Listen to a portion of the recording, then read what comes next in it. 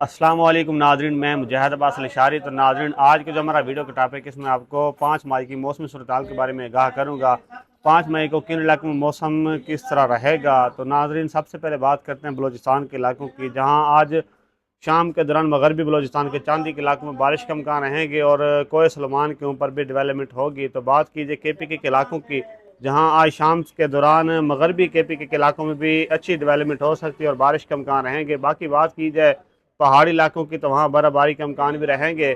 बाकी पंजाब के जितने भी इलाके हैं, चाहे वो वस्ती पंजाब, जनूबी पंजाब और मगरबी पंजाब, इन इलाकों में मौसम खुश्क और गर्म रहेगा और आने वाले 3 से 4 दिनों के दौरान टेम्परेचर में मजीद इजाफा होगा। तो बात कीजिए सिंध के इलाकों की, तो सिंध के मुख्तलिफ इलाकों में टेम्परेचर में मजीद इजाफा होगा, जिसकी वजह से गर्मी की लहर में भी इजाफा होगा।